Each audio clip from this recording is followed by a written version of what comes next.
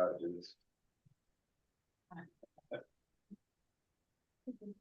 We're good. Just let us know. Okay, I'm just waiting for YouTube. Takes a bit. Okay. How to do this.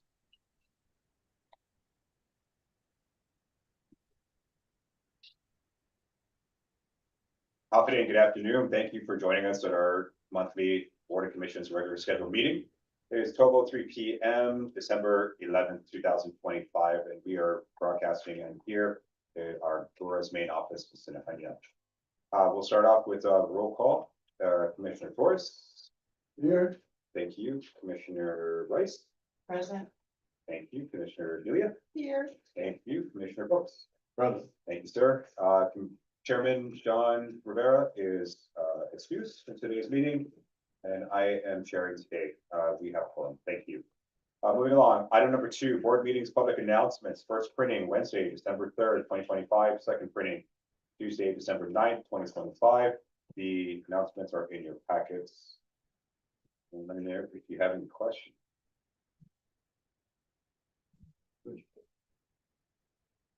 Okay. You see that our publications are in order. Moving along to item number 3, approval of our previous board minutes of November 26, 2025.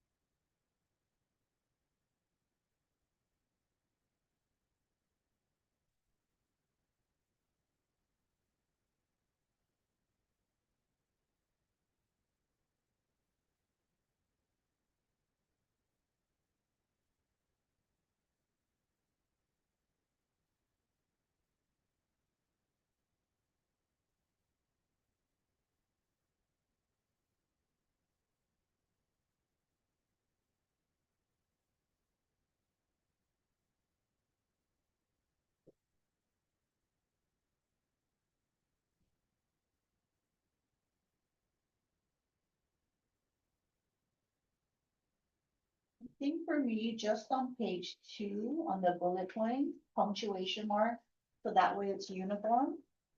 Because some have periods and then the others, don't.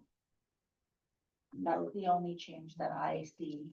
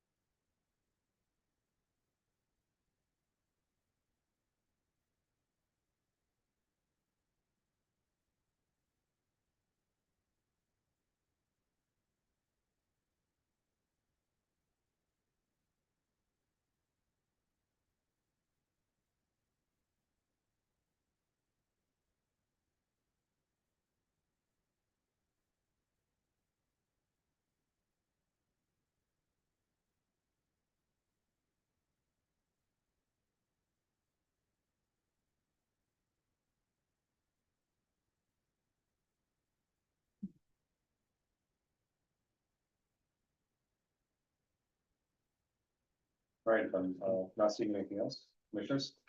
All right, moving along, I'm going to ask to get a motion on the floor to approve our previous board meetings, please. Right, okay, I'll make a motion to approve previous board minutes of November 26, 2025. I'll second that. Oh, with the corrections With the to. corrections. Yeah, Noted by Commissioner Guerrero. yes, thank you, Commissioner Torres and Commissioner Gilia. May I get a second? Yes, Second that. second, okay, perfect, thank you. May I get a vote now? Show of hands, 1, 2, 3, 4, thank you. Board meetings and public announcements, excuse me, approval of previous board minutes have been approved, thank you. All right, moving along, item number 4, new business, intent to award IFB GHURA -26-001 renovation of 107 JT Pacific Court, Zonia. Madam Director, floor is yours. Thank you, Vice Chairman. Intent of award IFB GHURA -26-001 renovation of 107 JT Pacific Court, Jotnia. Bid opening for the subject project was held on November 20th, 2025 at 2:00 p.m. A total of 13 bidders registered for the bid and given bid specifications, of which 2 submitted a bid. Listed below are the results of the bid submissions, which were opened and read out aloud publicly. Vendor number 1 was Genesis Tech Corporation with a bid bond of a cashier's check of 15% of the total bid amount. The bid is for 150 consecutive calendar days. Genesis Tech Corporation was awarded base bid item number 1 for a total of $159,500. The second vendor was iTech Builders Ilma International Inc. And they presented a bid bond, a cashier's check of 15% of the total bid amount for base bid item number 1, and their total was $164,000. The government estimate was at $179,794.30. The following pages show the item numbers and item descriptions that were included in their bids. And the third page is the summary of the award. The Guam Housing and Urban Renewal Authority's GHURA's mission is to provide affordable, decent, safe, and sanitary housing through the maintenance of our existing units to ensure that the facilities owned and managed by GHURA are safe and appealing to the residents.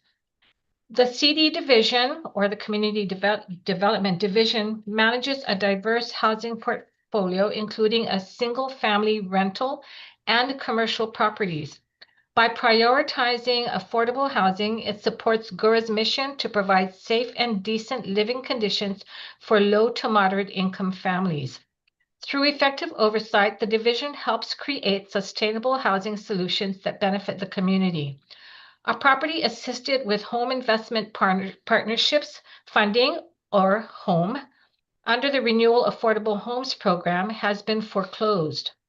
The unit has been determined to be below current housing standards and therefore requires renovations to comply with all applicable property inspection and building code requirements. In review of the bid result, Genesis Tech Corporation provided the lowest responsive and responsible bid. The committee members determined to proceed with the award of the project to Genesis Tech in the amount of $159,500 for bid item number 1. The following project timeline is 150 consecutive calendar days at the cost of $159,500 with no option periods and not to exceed the amount of $159,500. And if you have any questions, I believe we do have community development staff in the boardroom with you. So Kathy, I thought the home, who's coming in? I thought the home program was where they own the home, right? Or is it like a lease to own? Well, we do have multiple ones, so we do have a homeowner rehabilitation program, that's the Okay. existing homeowner program we're talking about. But this one in particular is a renewal affordable home program, which is our first time home buyers program. So this house in particular was previously assisted to a first time home buyer, but since then foreclosed, so Gotcha. we received back the property by foreclosure, and so now we're trying to put it back online to serve another low income family. Perfect, okay, thank you. Thank you. And thank you, Madam Director, appreciate that. Commissioners, any other questions, since we have our team here? That's it. This is one single home. Yes. Like it's just the way it reads, JT. I thought it was basketball first. Yeah, I thought it was the basketball. So- Yeah, that's the address. Oh, no, I know. Yeah. But, That- you know, it would have been nice to make it more clear. Don't worry, we'll have the ribbon cutting ceremony for that. That's why when I read the description where it says home, because I'm Yeah. familiarized with it, that's what made me think, okay, this is the thing, standalone home, not a Yeah. complex or a duplex. How is the home program going? Is it still Pretty being good. funded? Very Yeah. good. I know Commissioner Corpus, that's very important to him and equally to us. No, that's important because we like to see how that's progressing. Right. But thank you, gentlemen. Appreciate it. Great questions. I'm sure. There's anything else? It's pretty straightforward. Was there a reason why Intech Builders didn't submit their information? So what happens is this is based on the actual submittal, Sure. so they didn't submit a breakdown. Oh, they didn't break, okay, a Correct. breakdown, okay. Got it. They didn't say why. No, Okay, we normally don't ask. Fine. Okay. gotcha. Thank you, Tony. You're welcome. All right, ladies and gentlemen, any other questions for our team? No. Okay, perfect. All right, I'm gonna go ahead and ask to get a motion on the floor to approve intent to award. Item number 1. Okay, I'd like to close the consent award for IFB GHURA at 26-001 renovation of that 107 JT the Pasadena Court Young Mill awarded to Genesis Tech in the amount of $159,500. And did you, Nice to fix one. Nice. Reset the pause. Oh, I did. Nice to That's fix one. for that court. Okay. Yeah. I will second that motion. one moment, excuse me. Okay, No. If you can also add, with a project timeline of 150. Okay. Yes. Project timeline consistent, consecutive 150 calendar year. That's 150 consecutive calendar days, And then the amount. and the amount of $159,500. Thank you so much, Commissioner Corpus and Delia, thank you. May I get a second? I will second that. Thank you, motion. yeah. All right, and go ahead. And go ahead and take a vote. Both hands, 1, 2, 3, 4, 5. Thank you, motion passes. All right. Moving along to item number 2, intent to award. IFB GHURA -26-003. This is for the rehabilitation of 314B unit duplex. Can you folks, this is Makana. Makana, Agana Heights. Thank you. Madam Director, floor is yours. Thank you, Vice Chairman. Intent of award, IFB GHURA -26-003, rehabilitation of 314B unit duplex Chalan-Makana, Agana Heights. Bid opening for the subject project was held on November 14th, 2025 at 2 p.m. A total of 16 bidders registered for the bid and were given bid specifications, of which 2 submitted a bid. Listed below are the results of the bid submissions, which were opened and read out aloud publicly. Vendor number 1 was Genesis Tech Corporation with a bid bond cashier's check at 15% of the total bid amount. The bid was for 180 consecutive calendar days, and it indicates that Genesis Tech Corporation was awarded base bid item number 1 for a total of $151,000. Vendor number 2 was Asia Pacific International Inc. They presented a bid bond of 15% of the total bid amount. Their bid for base bid item number 1 was $218,779, and the government estimate was $199,064.33. And then the following pages do show or give a breakdown of the item descriptions for the project for both Genesis Tech Corporation and Asia Pacific International, Inc. And page 6 is the summary of the award. The Guam Housing and Urban Renewal Authority's mission is to provide affordable, decent, safe, and sanitary housing through the maintenance of our existing units to ensure that the facilities owned and managed by GHURA are safe and appealing to the residents. A duplex located at 314 Chalan Macana in Agana Heights has been acquired. It has been determined that the duplex will be transferred to Westcare Pacific Islands to support one of their rental housing programs for applicants who meet the program criteria. This duplex will expand the affordable rental inventory for households earning below 30% of the area median income. One of the units in the duplex requires rehabilitation to meet regulatory standards. In addition, upgrades will be addressed for the exterior of the building. In review of the bid result, Genesis Tech Corporation provided the lowest responsive and responsible bid. The committee members determined to proceed with the award of the project to Genesis Tech in the amount of $151,000 for bid item number 1. The following project timeline is 180 consecutive calendar days at the cost of $151,000 with no option periods and not to exceed the amount of $151,000. I did want to point out that we do have the manager of the community development section, Ms. Jolyn Terlahi, is on Zoom with us in case you have additional questions regarding both of these projects fall under her division. Thank you, Madam Director. Appreciate it. Okay. Commissioners.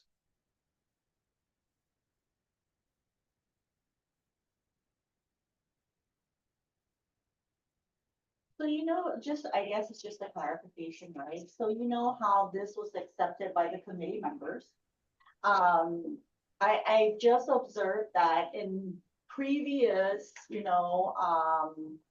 awards that we've done to where we've already approved the amount, but then later on down the line, we find out that there's like a structural problem or there's an electrical problem. So I think I just want clarification to where, based on what the vendor submits, are we also going out there to make sure that there are no additional, things that we would need to do?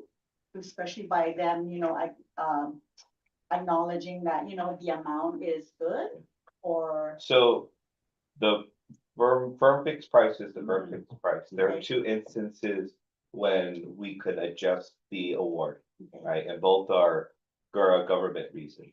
So first would be equitable adjustment, which means by no fault of the contractor, cost was increased. It could be,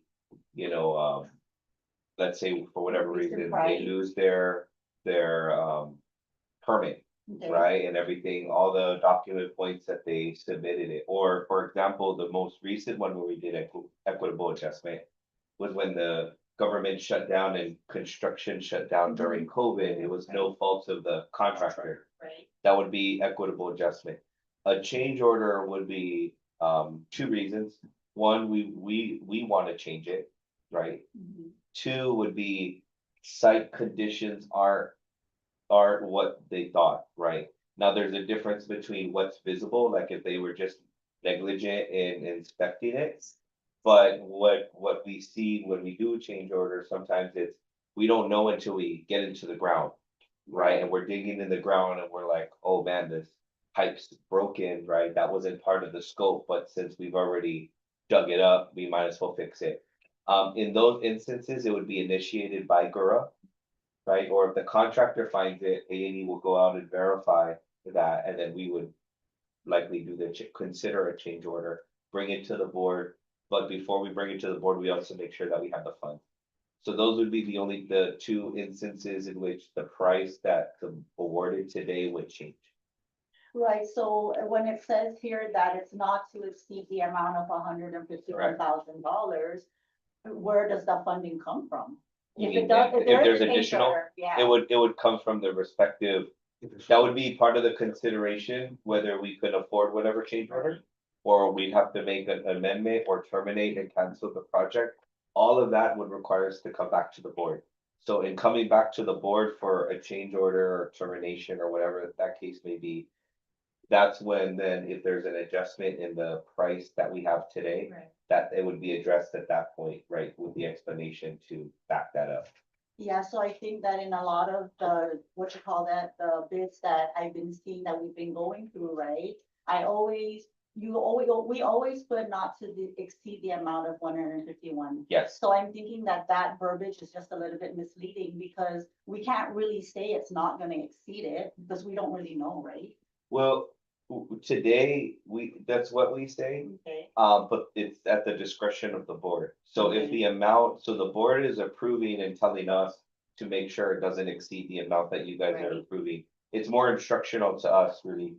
But if there's a need for whatever reason, like if there's a change order, equitable adjustment, we would come back to the board for approval. So it's a control, it's a check and balance too with the administration of the contract. That we would have to come back for the board and publicly, discuss the reason for a change in the amount of the original award. So it's a good metric, it's a good practice as well, that way, there aren't contract changes and cost changes happening behind the scenes. You have to come back to the board and explain And and publicly. circumstantial. And it's circumstantial, yeah, because ultimately we can't afford the change order or a change in the price, then we wouldn't. Yeah, because I would have to agree with Julia. Yeah. I know that on paper, not to exceed X amount of days. Sometimes there are scenarios and situations, circumstances and that are clearly out of the control of both GHURA and the contractor, like acts of God. Yeah. And like you said, once quote unquote, we break ground and, we start the actual construction and digging, right? There are things that unbeknownst to us, that will possibly pop up, which comes back to equitable adjustment, change order, or termination. Or changing the date, we Change would come the back date. to the Yeah. board, right? So usually with the change orders, it would come with a change in the amount. And not always, but sometimes a change in the date. It just depends on what it is. If something small, it's not gonna affect the timeline. Right. And that's where A&E, in working and going down to the site, checking it themselves will either, make a recommendation to go increase the time or right. not, if it's not consequential. I mean, best case scenario is like they accomplish the goal Right. way before the, Yeah, the cutoff date. so we just always want to come back to the board for these things, especially when it comes to these private contractual agreements. Yeah, I'm more so concerned about the amount because Yeah. I just noticed that, you start off with this and then, there's more change orders, right? And Yeah. it's really not specific and I get it, but I also would think that, they would understand the structural, and the electrical because going out there and taking a look at the project, you can pretty much determine that. I mean, a lot of times it's, especially you won't know until you break Yeah, them, and that's plugging usually the stuff like ground that. or Yeah. into the concrete. Yeah. Yeah, That one there. and I think that's the important distinguishing factor that when he goes out and check, is like, is this something you've known or should have known when you put it in your bid? Or is this something like, okay, reasonably you couldn't have known this, right, until it's uncovered. Yeah, like piping, plumbing, I Yeah. definitely understand because, it changes. The second clarification is that I noticed that they put miscellaneous works and other work. Well, what exactly does that, cover? I think that it's important to know what is the definition of other work? And is this a lump sum? It's a lump sum, right? Yes, it's a lump sum, Yeah, so they're just doing their breakdown, if they worked in their lump sum, it's another word for contingency. So most construction will have some contingency, which is, to help with odds and ends that if I may add to, Give me an example. well, if I may add, for future references and for clarity to Commissioner Lydia's point, perhaps you could change the jargon and rhetoric, because miscellaneous tends to be very general and ambiguous, right? So you may want to just, for full clarity, just change the wording. I believe that's what they submitted, So- though, right? Because I have all the faith in the world in our AD team, right? Yeah. It's just for the board clarity, because sometimes, we don't know everything. And Yeah. there are words that we just need definitions and on, so. that's So let me go ahead and chat into that. So how this is actually submitted, so we actually put on paper the way it is actually submitted based on the vendor submission. Now, the reason why we put other words is that's how it came in, it's in other words. Now, if you would like maybe moving forward, we can perhaps request with the vendor what the other words would Yes. be. Yes, please. Yes. Clarification, right? Okay, Yeah. understood. Sure. Because what if they Upon- want upon $100 evaluation, toilet and absolutely. it's $50? Yeah. It's just, I'd like to really like understand, where that funding, because 21,000 is a lot for other words, but what If we're could, spending 21,000 on a Something toilet, else. toilet seat, I'm like, what, really? I mean, I'd say 90%, that's probably their contingency, which is not uncommon. It's usually one of those bid margins that they would bid for. It's like, Right. how much risk do they want to assume, right? So the more it goes to schedule, then, the idea is there's a benefit on that back end, right? If they stick to target, if they so like a did their. cushion? Yeah, it's pretty common. It's called contingency.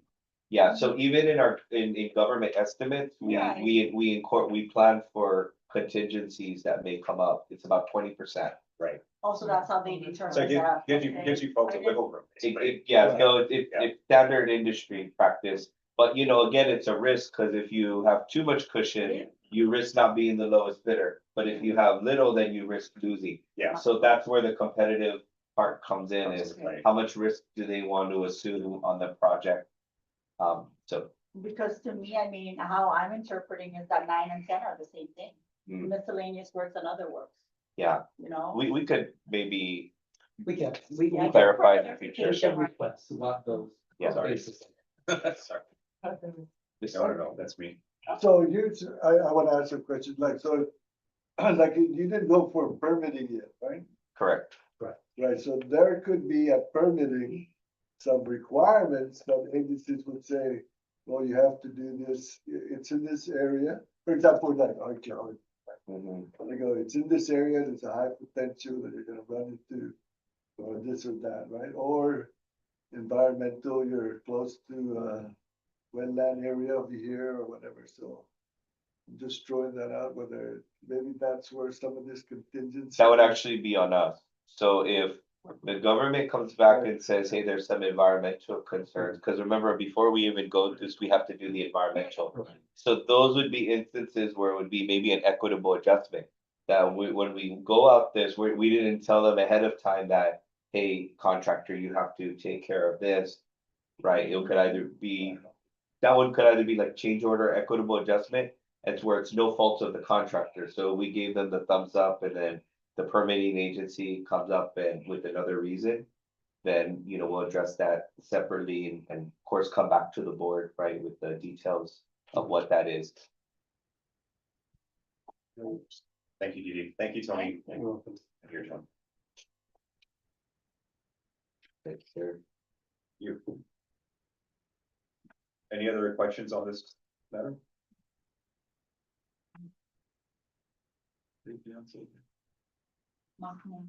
Makanya? Makanya? Is that how you pronounce it? Makana. It's Makana. It's Makahna.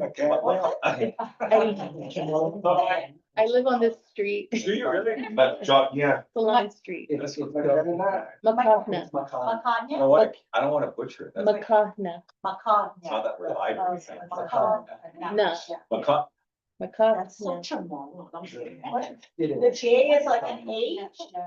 do I pronounce it American or? Okay, any other questions on this? And so local. Support local. All right, let me get a motion on the floor, please, to board item number 2. I will make a motion to award IFB GHURA -26-003, which is the rehabilitation of 314B unit duplex Chalamacana Agana Heights, okay? To, oh wait, hold on. To Genesis Tech, right? In the amount of $151,000.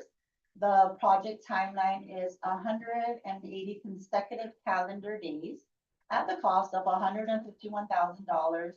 $151,000 with no option period and not to exceed the amount of $151,000. Thank you, Commissioner. May I get a second? Thank you. Go ahead and take a vote on that. Hands, 1, 2, 3, 4, 5. Motion passes. Thank you. Mr. Chair, if I may just, Yes. Commissioner Delia, Yes. maybe we should consider the language in Yeah. future where we say will not exceed X amount without for board approval, whatever, just to make it clear. Yeah, because like I said, I've been sitting on here for several years. And I've been through change orders where Yeah. we say we're not exceeding, right? And I've always thought, wait, if we exceed it, where's the funding coming from? Yeah. Because my assumption is that this amount here is based for just this, or is already set for this project. And Okay, are we taking it out from other projects? I see, that makes sense. Right? We can maybe look at better language to, Do you want to add that then? maybe not, No, you want- because we probably need some time to sit on it and Correct. figure, and the board already Sure, acted right. on it. Okay, what I'm saying, I'm gonna ask if we can't revert. No. You can, but But But I'm saying, I'm like, it's up to you. yeah, just for future. Yeah. Again, it's just, clarification because, like I said, we've done a lot of change orders and Yeah. I get it, especially for structural, amounts, because we just don't know. Okay, we'll save it for the future references. And the legal office will work with the procurement Gotcha. commissioners with respect to the language Yes. and procedure with regard to the miscellaneous indicators on bid proposal. Absolutely. Thank you, team. Appreciate you. Thank you. Okay, moving along. Item number 3, resolution number FY 2026-005. This is a resolution approving the FY 2026 annual PHA plan for public housing and significant amendment number 1. Madam Director, the floor is yours. Thank you, Vice Chairman. At this time, I'm requesting that we table this agenda item number 3 until the next meeting, please. Yes, noted. Thank you. Okay, item number 3, Commissioners, is being tabled to our next meeting. All right, moving along. Item number 4, resolution number FY 2026-006. Resolution to approve and adopt the revised public housing 2025 admissions and continue occupancy policy, or ACUP, adding a preference of emergency housing voucher EHV participants. Madam Director, the floor is yours. Thank you, Vice Chairman. Resolution number FY 2026-006. Resolution to approve and adopt the revised public housing 2025 admissions and continued occupancy policy, or ACUP, adding a preference and points for the emergency housing voucher, or EHV, participants. Whereas 24 CFR 960 requires all public housing agencies with a public housing program to adopt a written admissions and continued occupancy policy, ACUP, that establishes local policies for the administration of the public housing program in accordance with requirements prescribed by the U.S. Department of Housing and Urban Development, HUD.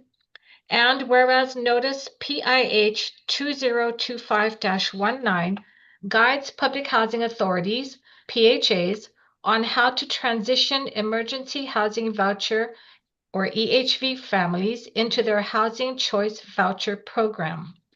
The U.S. Department of Housing and Urban Development, HUD, strongly encourages PHAs to transition EHV families to the HCV program so that EHV families do not lose assistance and potentially face homelessness. And whereas the 2025 ACUP will be revised to add the following preference and points.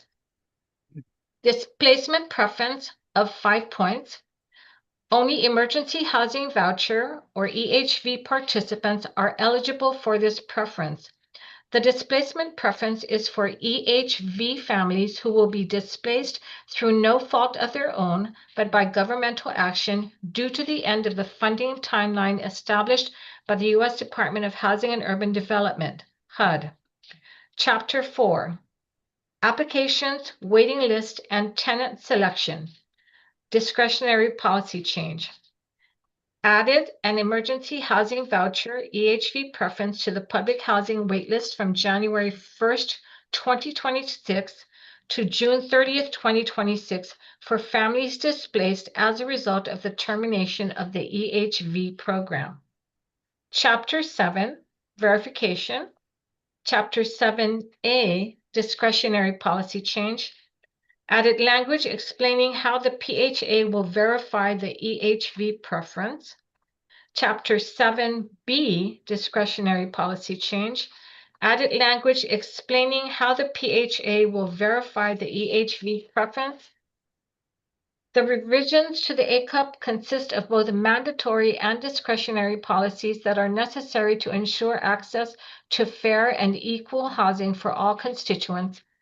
And now, therefore, be it resolved that the Board of Commissioners hereby approves and adopts the revised Public Housing 2025 Admissions and Continued Occupancy Policy, or ACUP, adding a preference and points for the Emergency Housing Voucher, or EHV participants. And I do have online, we do have Felisa Nicholas from the Public Housing Agency part, or I'm sorry, the AMPS part, Public Housing AMP sites, and Nicole Alejandro, our Section 8 Administrator online to answer any questions you may have regarding what this resolution is all about. Thank you, Madam Director. Okay, commissioners.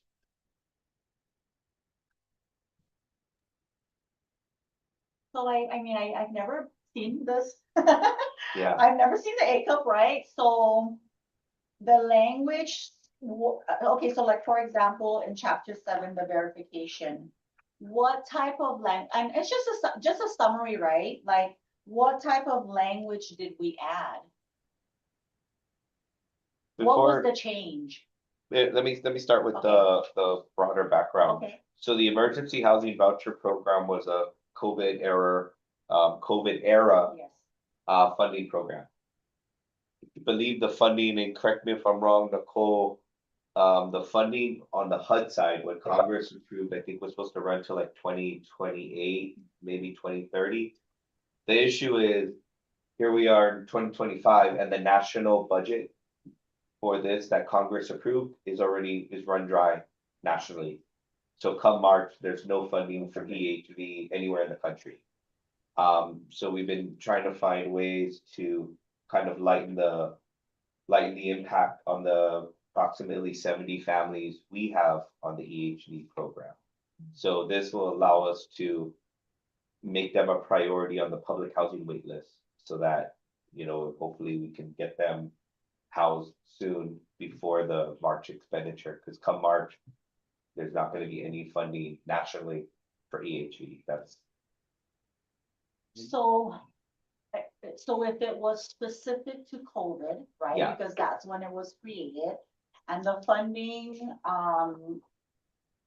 verbiage was only, or for people that we know were, displaced, right, for COVID, how would we run out of funding? No, so Congress approved, like, let's, this not exact amount, but Yeah. for example, 50 million. $1 Okay. trillion Okay. nationally Okay, for HUD to issue out EHV. So Right. HUD distributed that, allocated it to all the PHAs based on their voucher amounts, right? So there were two parts to the congressional approval. One was the expiration, and two was the actual amount. So the challenge everybody's having is that that HUD's having to deal with as well, because Congress didn't add more funding to EHV, is that even though there's an expenditure deadline years from now, they're not adding any more money, so they've spent through. So everything kind of got accelerated, and there's just not gonna be money for their vouchers anymore. Right, so but if it's specific because they were displaced through COVID. No. No, they weren't. No, So, the that's- EHV purpose was to, not so much, but it was kind of indirect impact for COVID. Okay. So when they come onto the EHV program, it is related. But what we're talking about is where they would, if there was still funding, they would otherwise stay housed for a few, couple more years, and we transition them into other programs, or they'd be able to get back on their feet. We don't have that time anymore. So us moving them into public housing isn't a COVID related. It's just a function of us as the PHA saying, under our normal displacement, we're doing one specifically for them, saying by no fault of the family, they're being displaced, from their housing. And we just want to give them a preference and a better chance at availing of public housing. But they still have to get on the wait list, they still have to apply and all of those things. So it's just for these approximately 70 families. Is it about 70 families, Nicole, today? 70, 72? Actually, it did go down a bit. We are now at 68, but yes. So if I may, I would like Nicole to also elaborate just a little bit more on what's been happening since our finding out that the funding was going to be cut, because there's just a little bit more to it, so that, everybody understands that Section 8 has really been working with public housing, and letting those families know, like the past 6 months, I believe, that this is what's going to be happening. So it wouldn't be something that's just kind of like, they're the rug's not pulled out from under them. So Nicole, if you can just explain a little bit more of what transpired, which led to this point where we're having to try to help the EHV participants by adding them to the public housing, giving them the option to apply for public housing. Absolutely. Thank you, Ms. Liz, and good afternoon on Board of Commissioners. Right now, as the deputy had mentioned, as well as Ms. Liz, we are in a position where the EHV program, the Emergency Housing Voucher Program, is being discontinued. When this program did originally initiate, it was always meant to be a temporary program, which will end in 2030.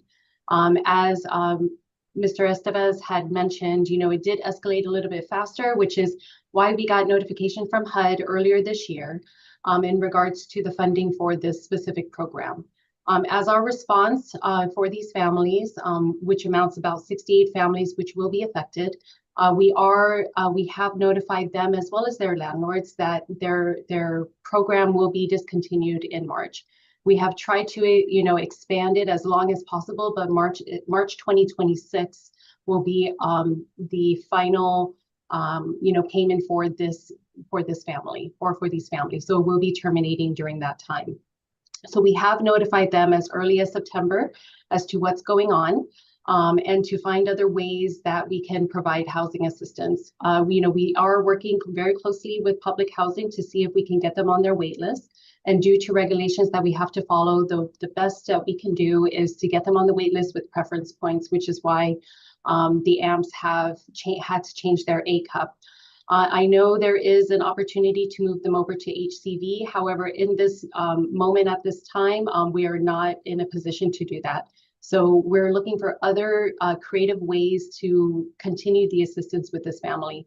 Not only just the first letter that had went out in September to the residents or to the tenants as well as the landlords, we are issuing out a few more notifications. We did a second notification just this month.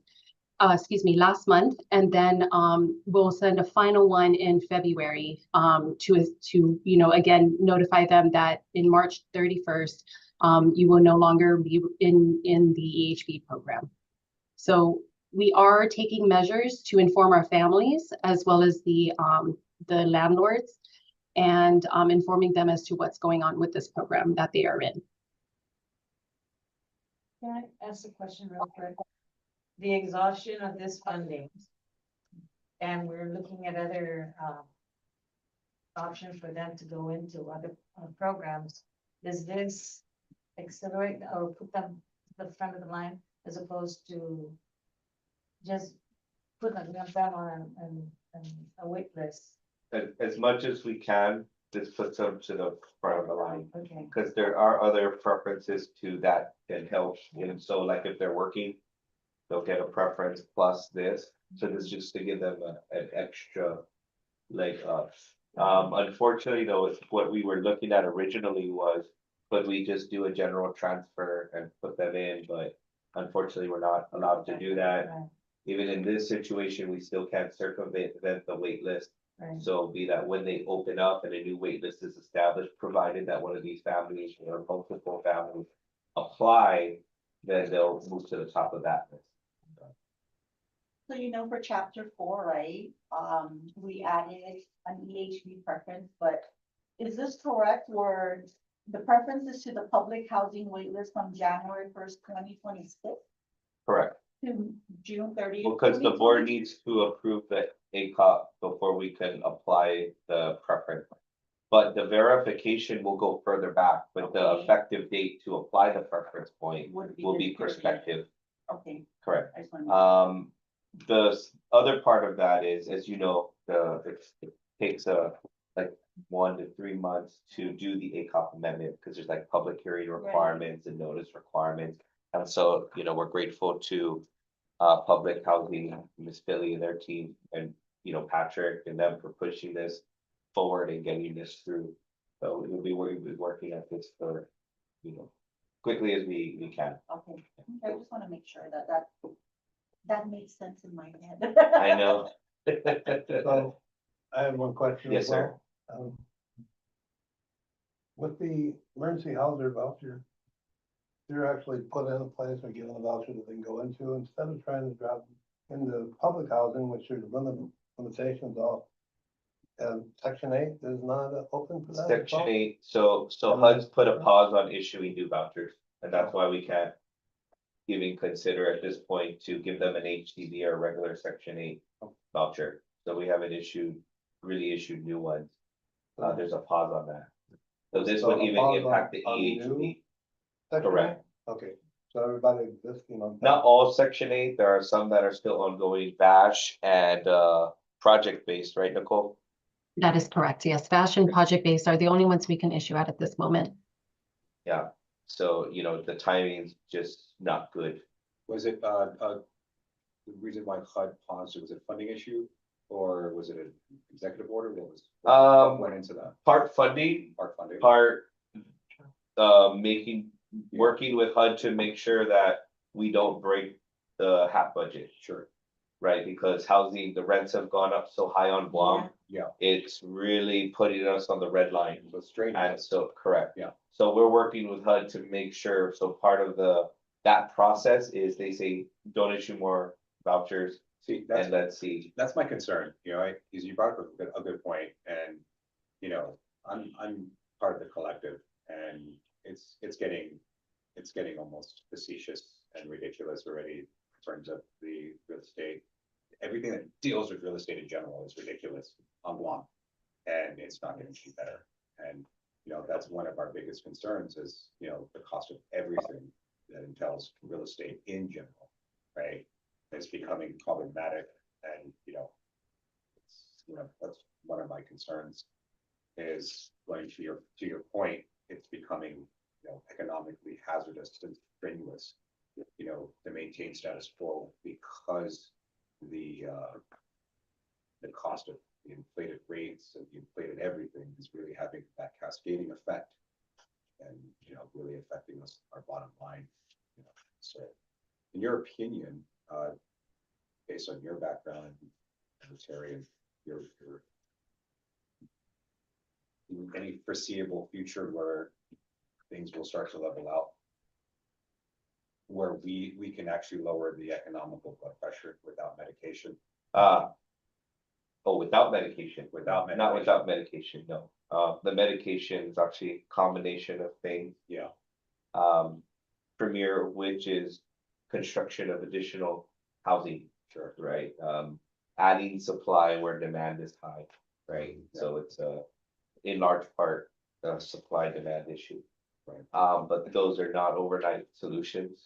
And, you know, the biggest near-term impact obviously would be, and we've stated this publicly, it's on the record, it was in our environmental impact statement, would be the conversion of OHA to BH. That would make not alone fix everything, but it would be a huge near-term impact and slow inflation considerably. But then the long-term solution is not a near-term solution. Correct. Which is we need to build more housing. That doesn't happen overnight. I think we're still looking at another decade to 15 years to start seeing things maybe come down. So it's easy to inflate. Yeah. It's 2 to 3 times harder to deflate. Sure. And so, you know, you could even add a time to that as well. May I have one line? Sure. Sorry, not to take away at all. These programs that we run for Section 8 public housing, they assist folks at a certain income level, especially Section 8. If we're talking about folks who are already below the low income, you know, or average income, there isn't a scenario I can see where folks would not need some sort of subsidy or there's still always going to be a component that's going to need help. Right. Like we'll never be able to That's never provide one way. market for all of them. Yeah. But it's that gap, right? Yeah. Because remember, We just- and maybe for the public, is Section 8 and public housing, you know, there's a cost share portion to that, Correct. right? It's not like the other federal subsidy, not like OHA where they just pay 100% reimbursement. There's a cost share. Right. So, you know, not in theory, but the way it would work is if rents were lower, right, their cost share would be lower. Right. And then, but what we pay in our cost share would be lower, which means we would have more to spend on other vouchers, right? So bringing the overall rents down has an impact on how many vouchers we can issue out. But you know, Kathy's right. There was always going to be a segment that's going to need assistance.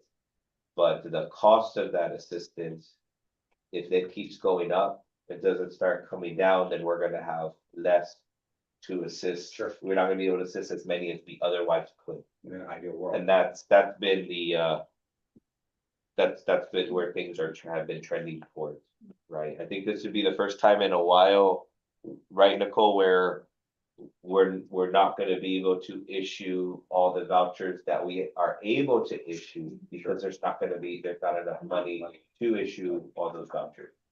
Did I know the inception of the program was during the pandemic.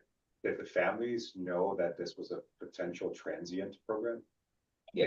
So they were fully aware. Oh, yes. Okay, that this was a. They've always this known was it a was Band-Aid. temporary coming in. Yeah. But I think for most, even us, we thought, you know, looking like maybe 2030, right? They have a little. At least optimistically speaking, we. Yeah. Until. They will have more time to adjust out. And I think what we started at, Nicole, there's been families that have gotten back on their feet, transitioned out or transitioned to other programs. But what were we at our peak, Nicole, for EHV? Yeah, at our peak, so we were at 92 and we were actually issued 87 vouchers for this program. So today we're sitting at 68. So yeah, there's been some families that have transitioned out already. Good.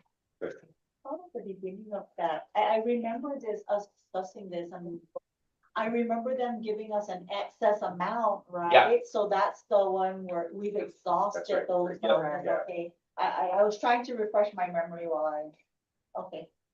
There have also been periods of time when HUD has come in and issued additional vouchers Yeah. for a purpose and then converted them to permanent vouchers. But We were hoping that would be the move they made, not just us, but I think nationally, that look, you already have the housing, the families housed, just convert them.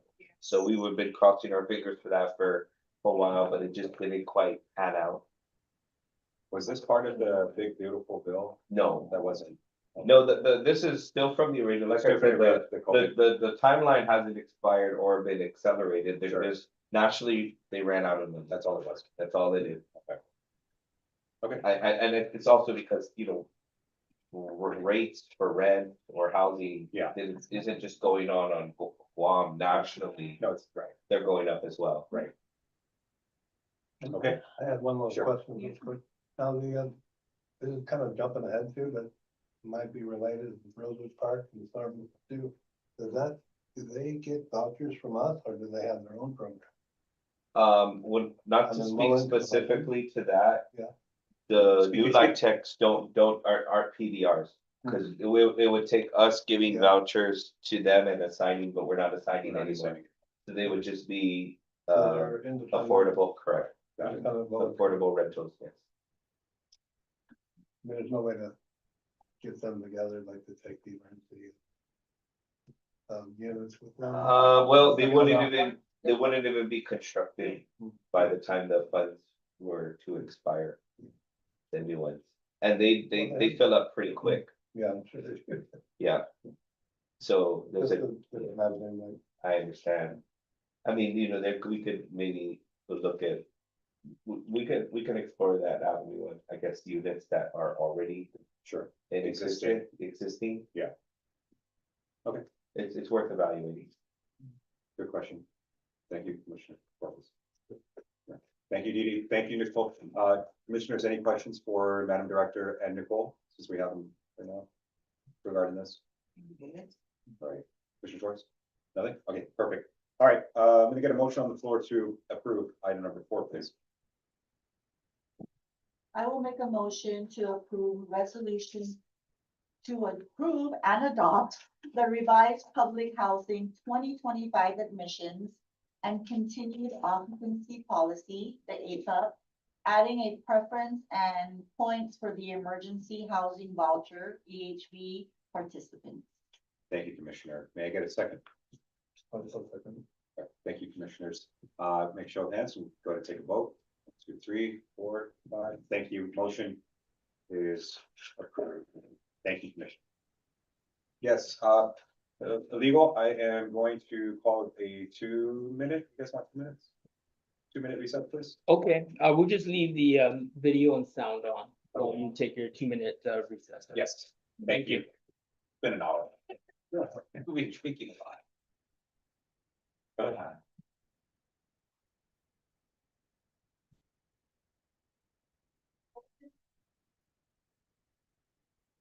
So good to see you guys. I missed you all. Busy.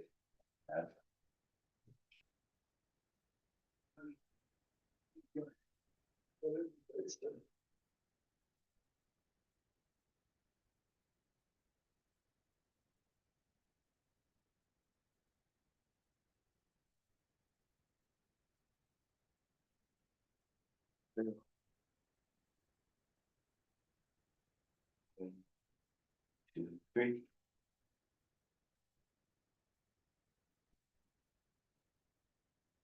No one's hitting table.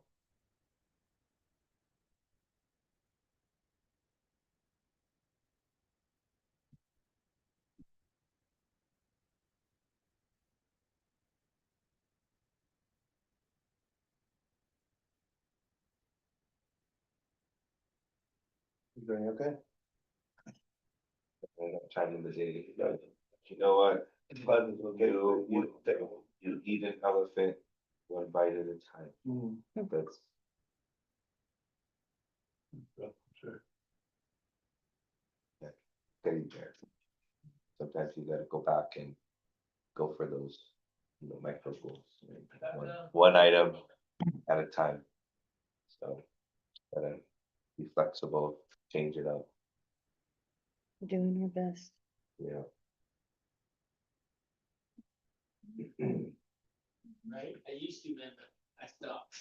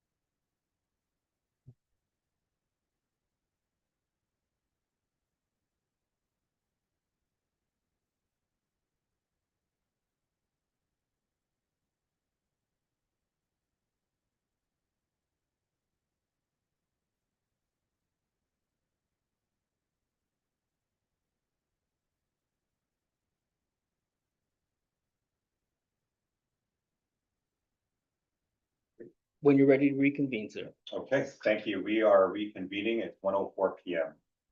Thank you. Okay, moving along, we are going into item number 5, resolution number FY 2026-020A. This is a resolution amending the Guam Community Developed Block Grant Disaster Recovery Procurement Policy, adopting federal compliance standards. And Director, the floor is. Thank you, Vice Chairman. I think the first thing I need to point out is we need to correct that first sentence, resolution amending the Guam community.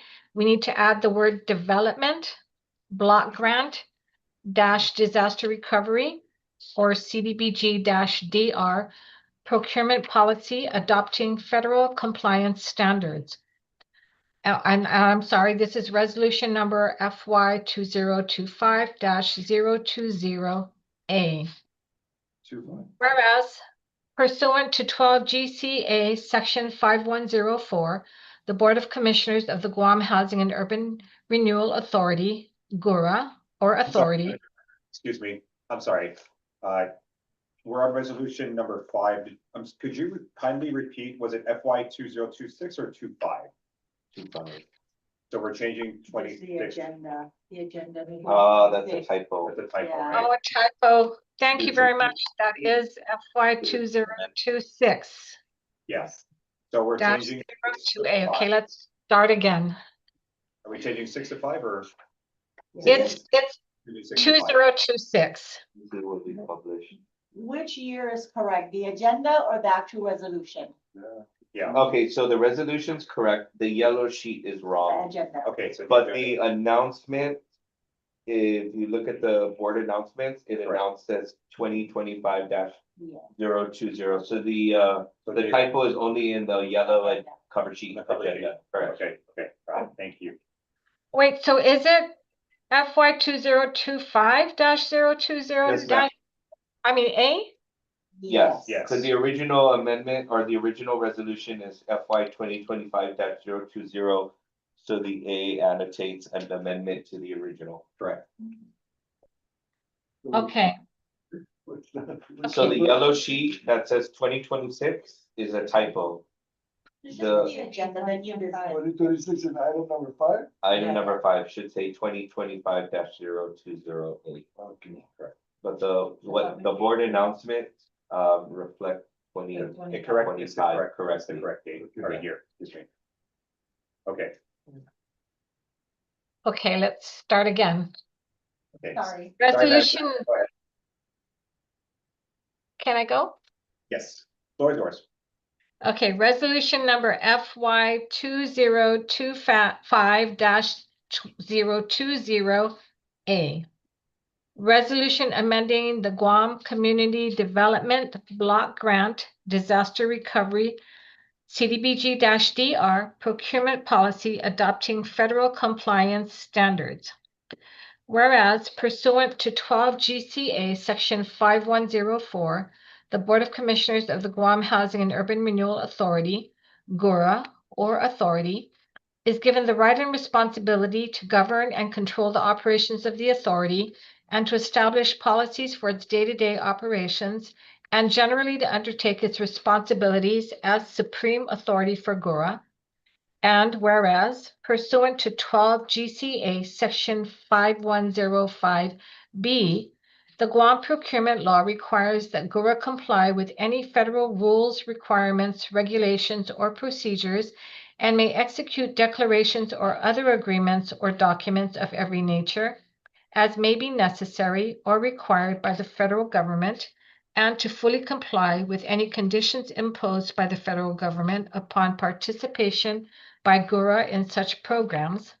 And whereas on January 21, 2025, Guam was allocated the Community Development Block Grant Disaster Recovery, or CDBG-DR, in the amount of $500,825,000 to aid in the long-term recovery from Typhoon Mawar in May 2023 and the mitigation of future disasters.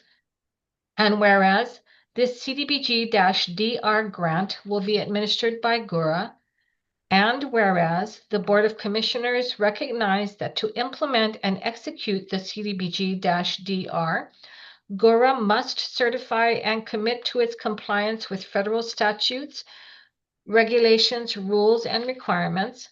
And whereas pursuant to 12 GCA Section 5105, it states in part that GHURA shall comply fully with any conditions imposed by the federal government upon participation by the authority in such programs, enabling GHURA to do any and all things necessary to secure participation and to carry out, undertake, develop, construct, maintain, and operate any project in carrying out the functions of GHURA to assure strict compliance of GHURA with any conditions imposed by the federal government.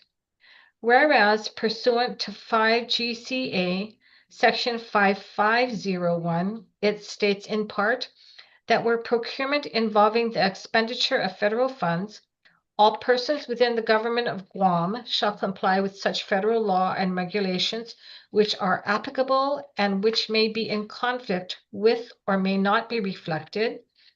And whereas pursuant to 12 GCA Section 5132, it states in part that Title V of the Guam Code annotated is applicable to GHURA, except when its requirements of federal law with respect to the expenditure of federal funds are inconsistent with provisions of Title V.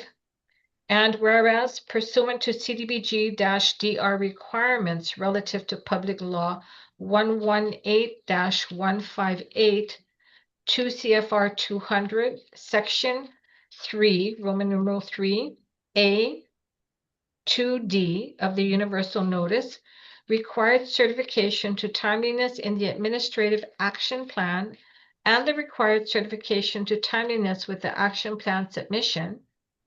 And whereas the United States Department of Housing and Urban Development, HUD, provides that GHURA may elect and certify under Section Roman numeral 2A 1B I 1, Option 1 of the Universal Notice to adopt federal procurement standards in Parts 2 CFR 200.318 through 2 CFR 200.327 for both its own procurement processes and for its subrecipients for CDBG-DR grant B-25-DU-66-0001, in addition to other procurement requirements described in Section Roman numeral 3B7 of the Universal Notice.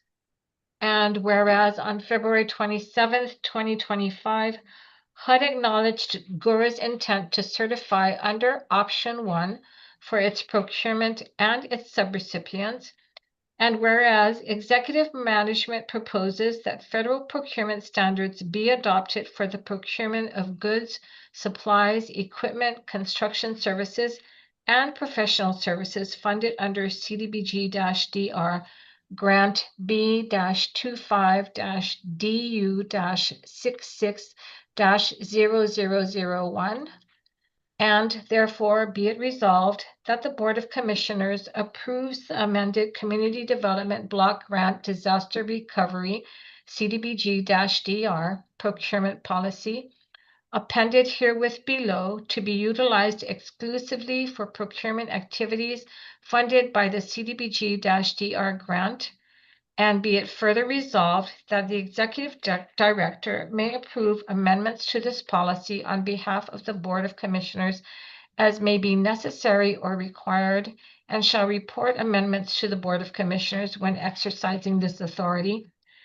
And be it further resolved that the Deputy Director designated as the grant manager shall promulgate and have published subsequent procedures derived from this policy.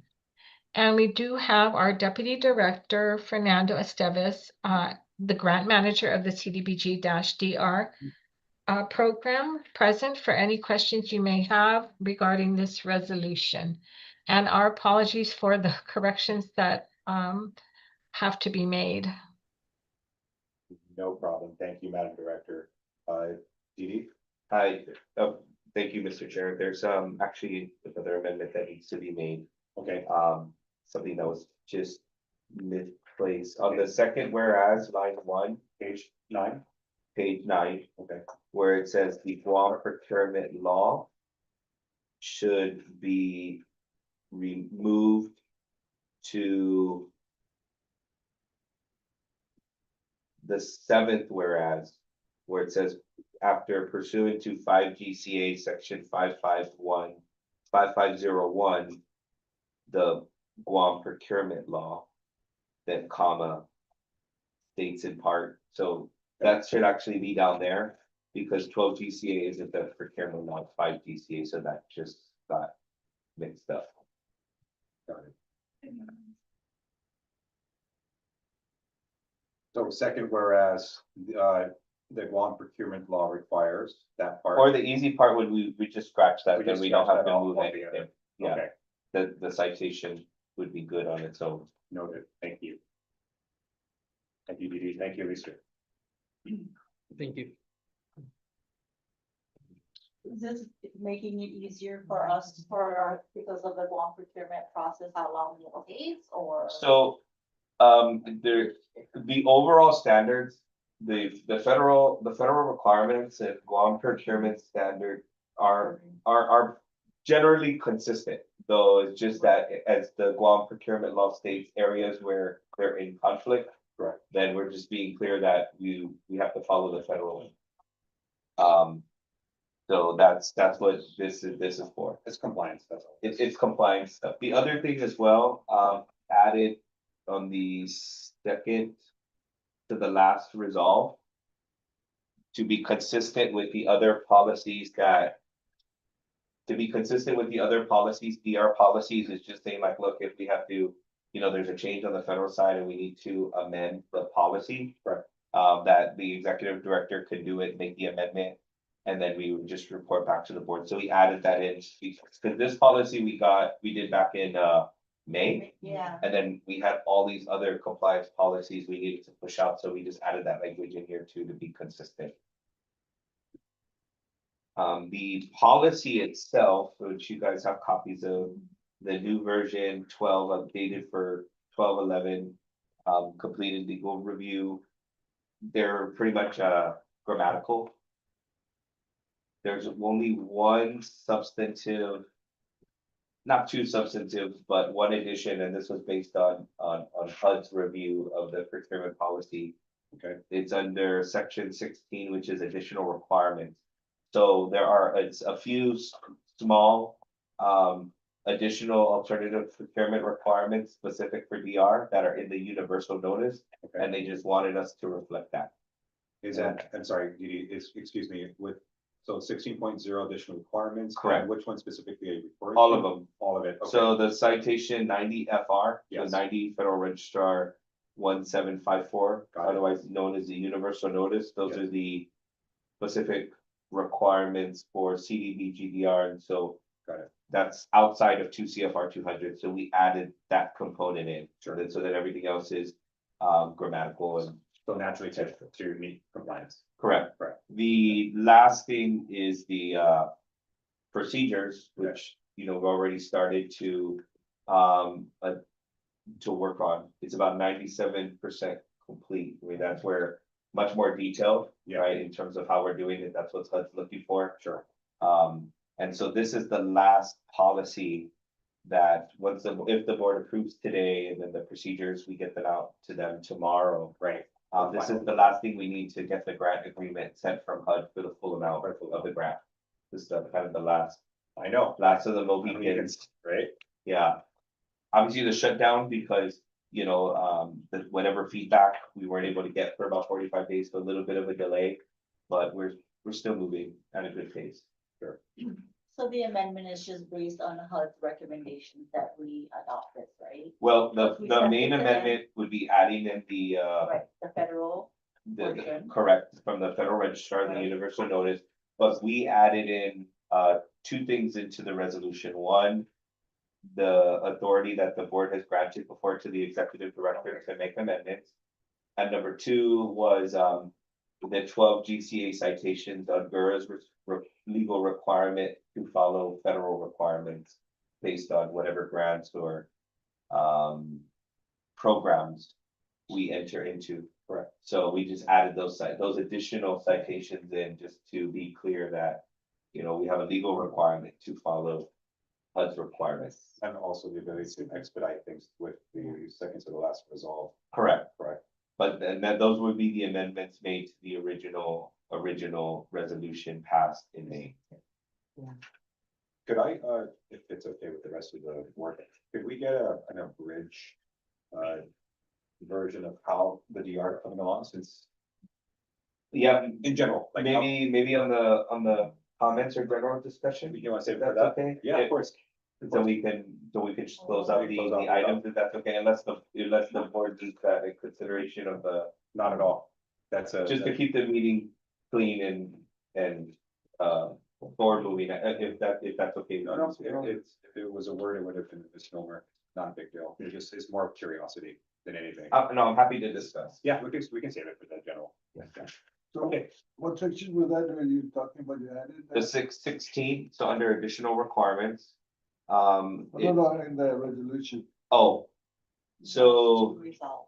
the 1, 2, 3, 4, 5, the 6th, whereas. The 8th, whereas. The 2nd resolved.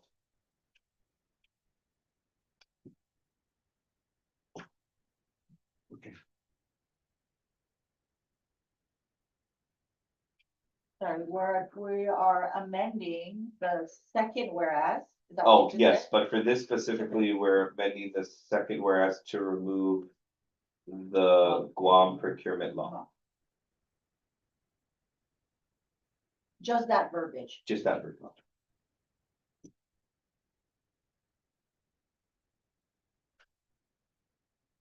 And then we amended the 8th. Is that what you said? 1, 2, 3, 4. No, he 5, was just 6. asking what were some of the changes from the original Right. resolution and what was added in.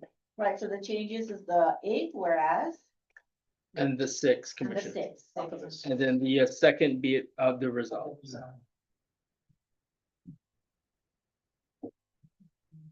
So with regard to the second whereas, Mr. Chair. Yeah. It'll be pursuant to 12 GCA section 5015B, requires that GURA comply with, and then everything follows, okay? So Correct. just the Guam procurement law is removed. Yeah, so we just remove it from the second whereas, and then we go to item number, the 7th whereas, correct? Yes. So do we just approve the resolution and saying with two changes? Yes. Instead of trying to read everything out? You right? can. Of course. Changes?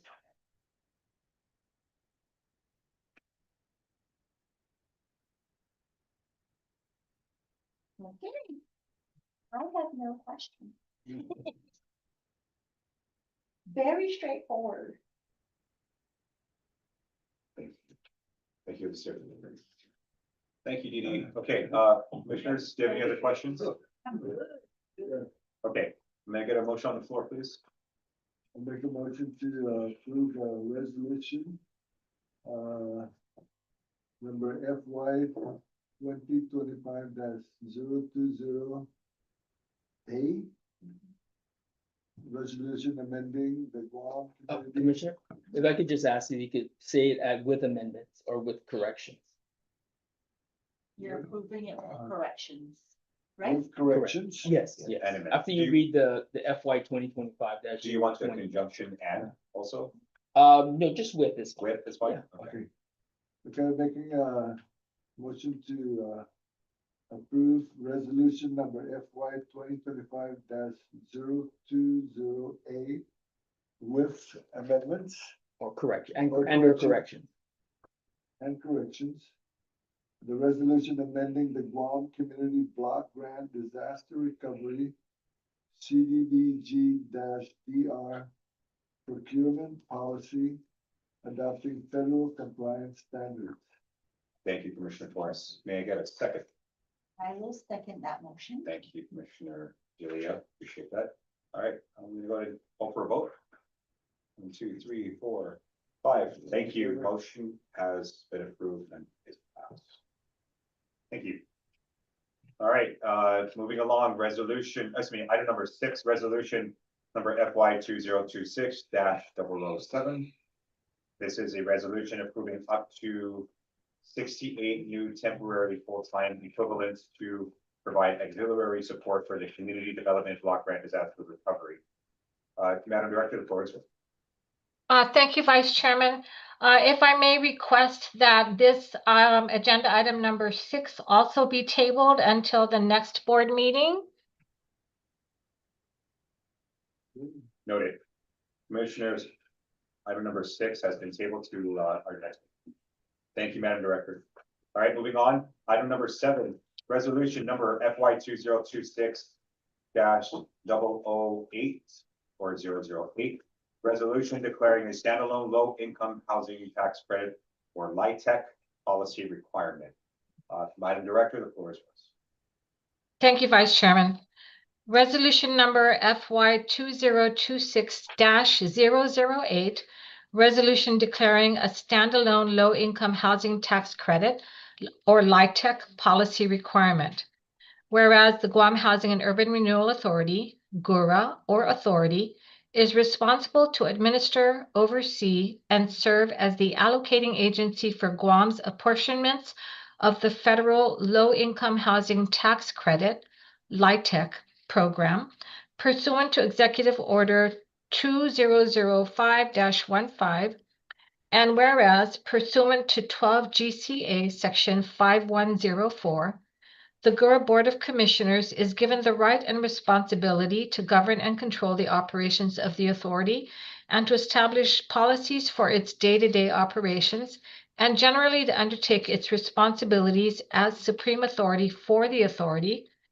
And whereas the LIHTC program created by the Tax Reform Act of 1986 and administered by the Internal Revenue Service, IRS, is intended to encourage the construction and rehabilitation of low-income rental units by providing tax incentives to developers who build or rehabilitate affordable housing for low-income households.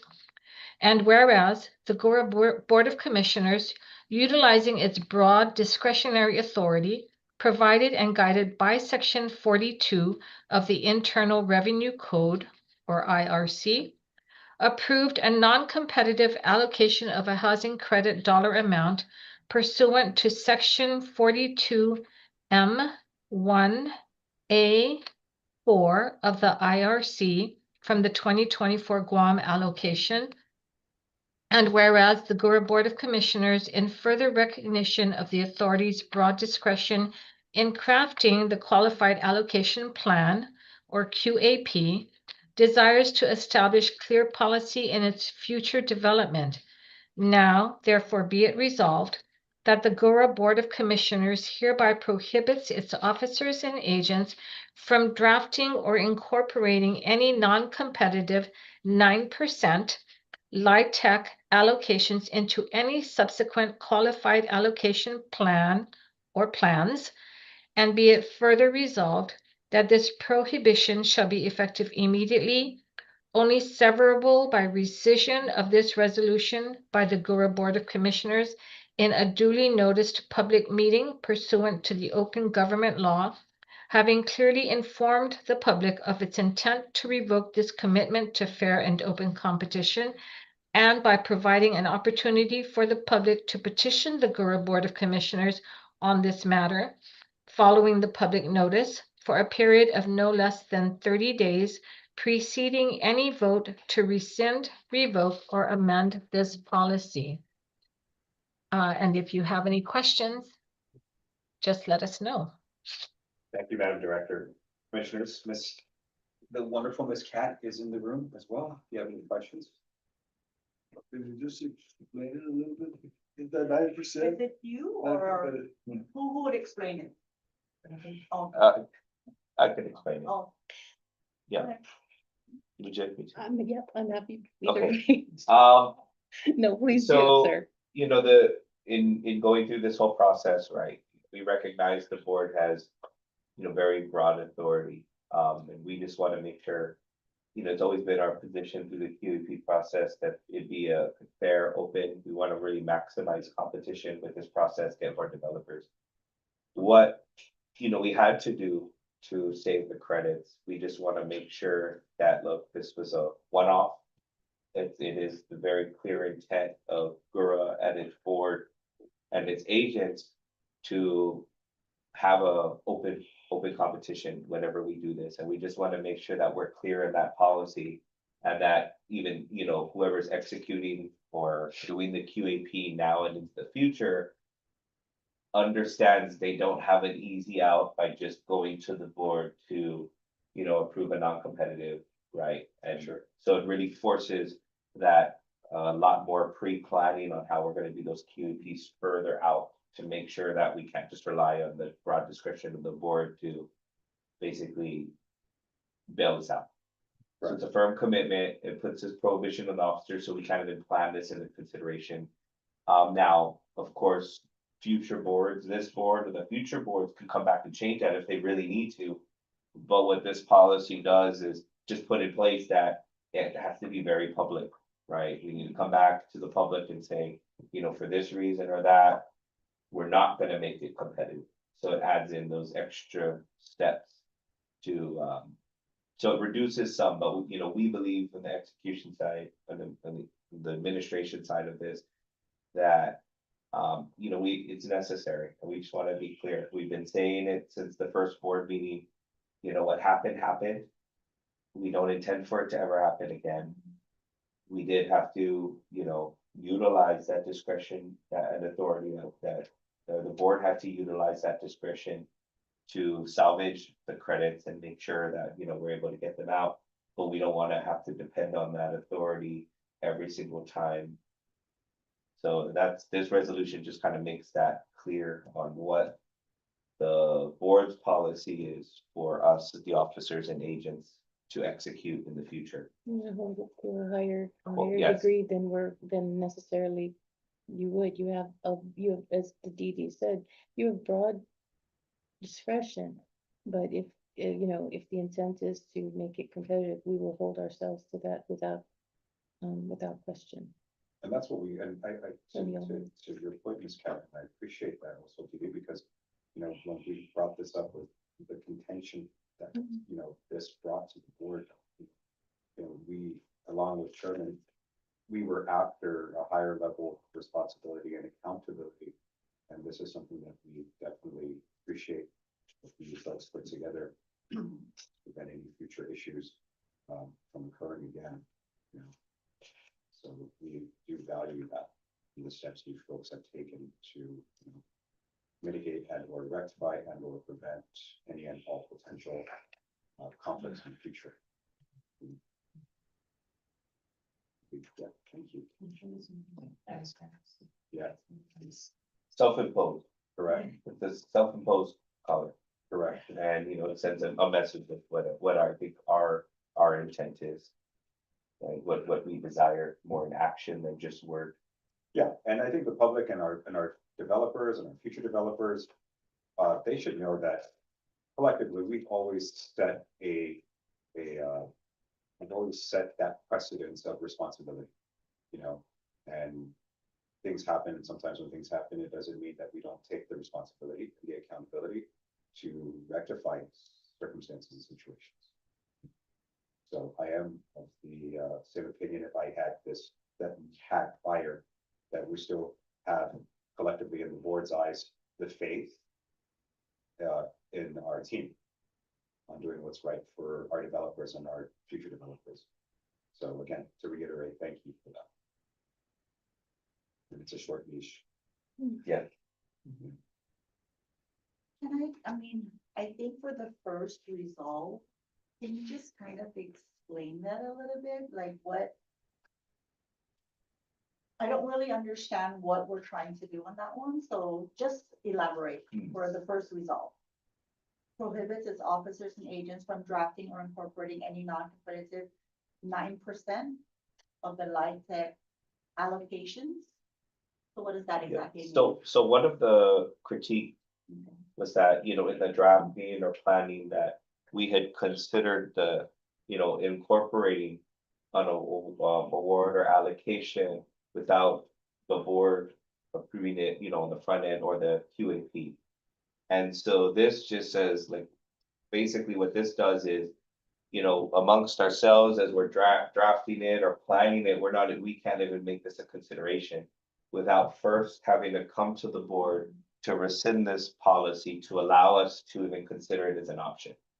So it couldn't even be drafted into a QAP or anything like that. Right. And I think part of that too is that, future officers and agents of GHURA can also put the board under a gun and say, well, here's our draft QAP, it's already built in, TikTok, right? And so it's kind of an all or none. Either we're gonna get it done and plan this ahead and have time to work through this, or, there may be a loss on it. But again, the board in the future would still have the ability to come back and rescind it and say, okay, we're gonna do it again. Right. But for now, at least for us, it makes it more difficult to do that. The board receives a draft that is reviewed by the public, and we take public comment or comments from developers or potentials. Right. We wouldn't even be able to put this in a draft until we came to you first Correct. for your approval. And to any do so. developers considering it as a comment would already know, because it's a policy, this is not even on the table without first coming to the board. Sure. So there'd be no way that it would make it into a future draft first without going to the board to rescind this to allow it to be put into a draft. So it adds a few extra steps. Before the rubber hits. So the we're pavement. just improving the process. We're We're clarifying the process, Okay. right? So we're self-imposing limitations on our flexibility and Right. agility. But, we believe it's warranted. We learned a lot from this experience, right? Right. You don't learn from your successes, right? Right. You learn from your, mistakes, your shortcomings. And Absolutely. this is part of what that is. Absolutely. In this instance, there's no question, it's tougher. Yeah, in hindsight. Definitely making it tougher. Yeah, in hindsight, the silver lining is exactly what you said. We obviously don't learn through our successes. You learn through your failures and mistakes. Right? So again, it's in the process, and as the process progresses and evolves, and this symbiotic relationship that we all have, it just continues to improve through time. So, thank you, Judy. Thank you, Ms. Cat. Thanks on DD for this one. Great move. Thank you. Recently certified, by the way. That was a pain at 5:30 to 4:30 and 5:30 is 5:30 in big the in the morning. morning. Yeah, Light tech certification. yeah, got my light tech certification. Congrats. Our condolences. Oh, He's got. Congratulations. However you want. I'm certified now. All right, Ben. If there's no other discussion on the matter, I'd like to call for a motion, please, to approve this. We're item number 7.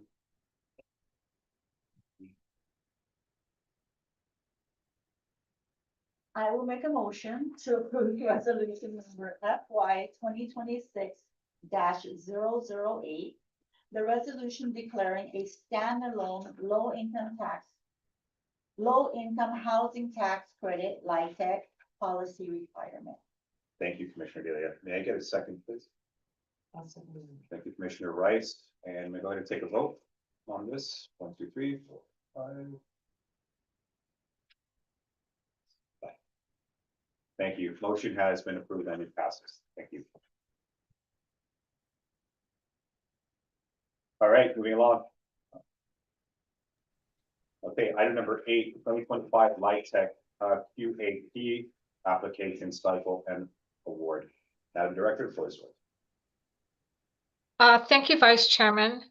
And you do have in your board packet a memorandum to the Board of Commissioners regarding the LIHTC 2025 evaluation panel results. Approval by the GHURA Board of Commissioners is requested to award 2025 LIHTC application cycle credits. The total tax credits available for award for this 2025 LIHTC application cycle is LIHTC 2024 in the amount of $3,360,000. LIHTC 2025 allocations in the amount of $3,455,000. Credits available for the LIHTC 2025 cycle totaled $6,815,000, less a reservation of $1,793,120, and there is a footnote regarding that reservation that I will read in a minute. With a total of credits available for the award at $5,021,880. 2 LIHTC project applications were submitted by the deadline on November 26, 2025.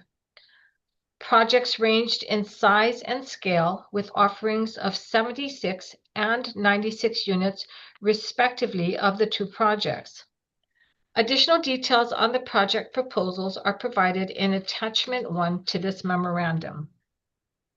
A 5-member evaluation panel was assembled to evaluate the 2 applications. The panel consisted of the following GHURA staff. Number 1, GHURA, Property Site Manager for our Asset Management Property 2 in Public Housing.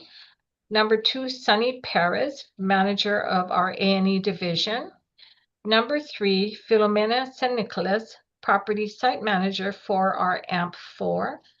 Number 4, Perfecto Taladuk, Program Coordinator 3. He's in our Community Development Division.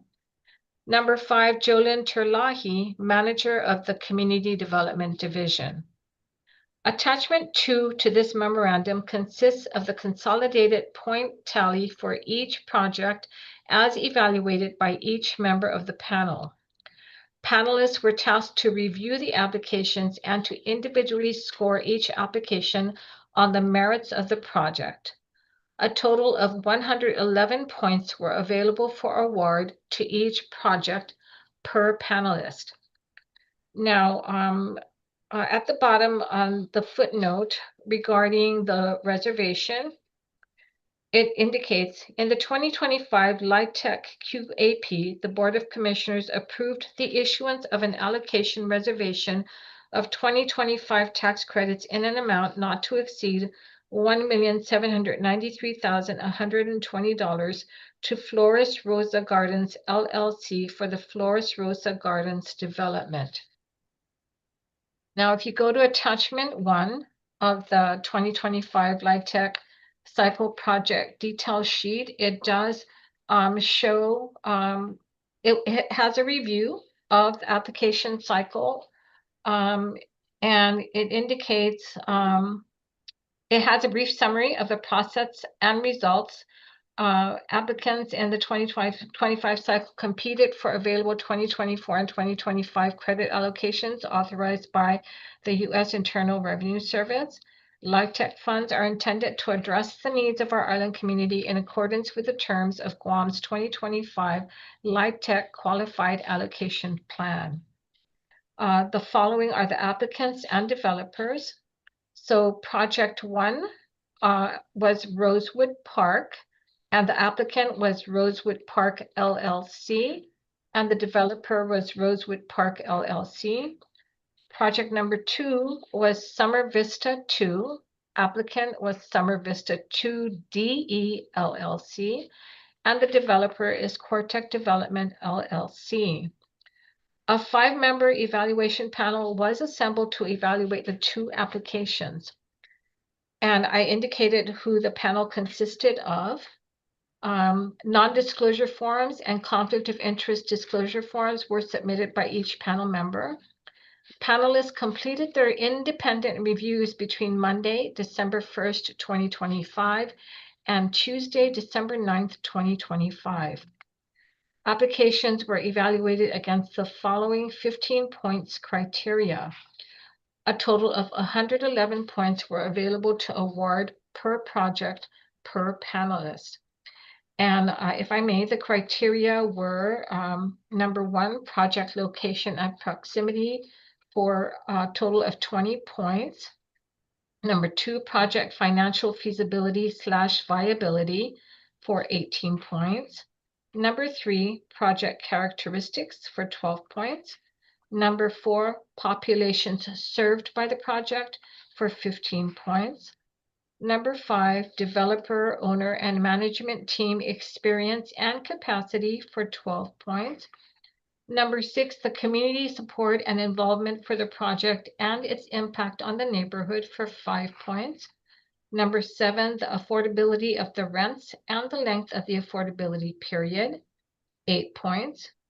Number 8, increase in the extended use period / conversion to home ownership, 6 points. Number 9, local / federal government support, 2 points. Number 10, qualified nonprofit organization, 1 point. Number 11, qualified census tract, 2 points. Number 12, public housing waiting list, 1 point. Number 13, project will receive project-based rental assistance, 1 point. Number 14, historic nature of the project, 1 point. And number 15, developer fee, 7 points. And then page 15 of your packet did have the basic project description highlights for your information. And then attachment 2 is entitled 2025 LIHTC Consolidated Point Tally Sheet. So it does show the panelists' initials are at the top of the columns, the criteria and the points available, and what points were given by each of the panelists, so that you show total points at the bottom of each column. The combined panel points were 523 points. It shows that Rosewood Park had combined panel points of 523, and Project 2 Summer Vista 2 had combined panel points of 525, which is why the award is to, with your approval, is to project number 2 Summer Vista 2 with combined panel points of 525. If you have any questions regarding this LIHTC 2025 evaluation and the results and what we are recommending, we are here to answer them. Thank you, Madam Director.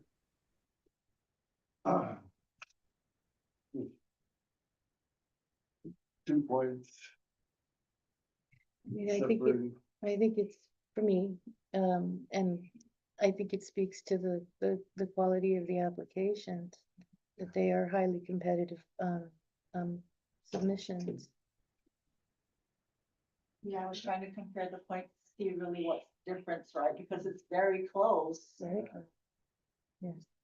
The submissions come in, they're like 3 of these, like full, so I mean, probably the devil's in the details. They look They're through. beautiful applications. I mean, they do put a sizable amount of work into them. Could have gone either way. 2 points. How do we determine the project location and proximity? Yeah, so I remember previous, right? There were certain locations that we said, you know what? In order to get, I guess, a higher point, we want it to be built here. So was that the same criteria that we used for this? A little bit different. Okay. In past years, we have attempted to encourage and support development in places other than the north, well, effectively the south. And we would try to make more points available for developments there. Part of the discussion that would come back during public meetings were that it's a substantial challenge when you're, you know, with the other criteria, you know, availability of transportation, availability of employment opportunities, and is it really a project that could stand? Okay. So, no, how did we measure? The description would tell you of, you know, discussions of distance and proximity and the type of things that were available to the would-be or prospective tenants of that site.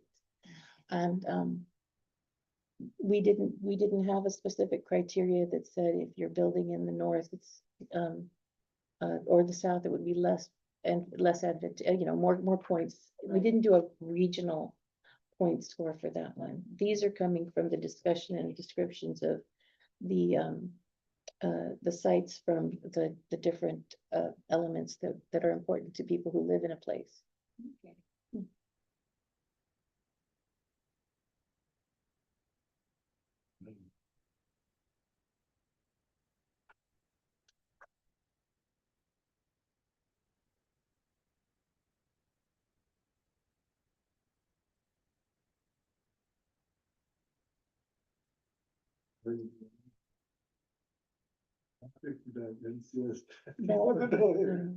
We would, you know, 76 or 96 households are gonna add traffic no matter where we go. Yeah. And that is I don't know, I don't live up north, I'm not familiar with Route 3 traffic, NCS. Oh, yeah, I can do that. Oh, yeah, Well, I'm a right, right. So, Chico, right? Chico, yeah, so population wise.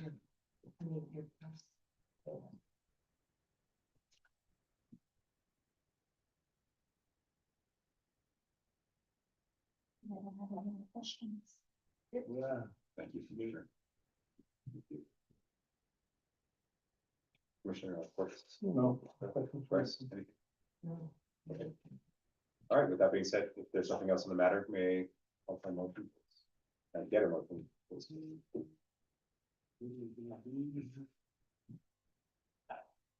Are we awarding? Yeah, what are Are we awarding this now or approving the award or? Yeah, we're approving Hmm. the 2025 Light Tech UAP application schedule. And That's what awarding, that's what we're awarding. and awarding, To, as the board chooses to one or the other. The panel information is here and Ms. Liz has, you know, articulated who had the higher score. Correct. So we're awarding it to Summer Vista too because of the score, I right? think what he's saying is it's up to the board. Is That's it why totally- we're providing the information and. So they gave us all the info, so Yeah. we So collectively, honestly,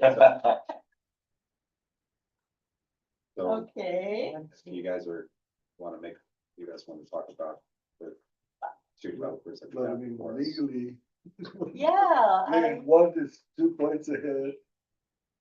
It's just like a basketball game. You have 100, 101, the one that has 101 wins, but I'm not, again, putting my, you know, thumb on the scale. You have all the information, you have the evaluations in front of you. You make the decision. Just remember that legal counsel is not management, so I'm not advocating for either. And I believe management has already expressed their, you know, information to you. So the board really needs to make the decision on which, applicant was the best. Yeah, exactly. Thank you. Yeah. Hence why I was asking if there's you guys want to add anything to what we already been presented, I think I'm just gonna base it off my, Right, what we have here. The panel. The panel here. right. Or we can flip a coin. No. Just kidding. That's so close. If, okay. All right, folks. if I may, I just something to consider, just something that I was thinking about myself, right? So if we have that reservation for the 1.7,903,124, the project with Rosewood, Flores Rosa Gardens.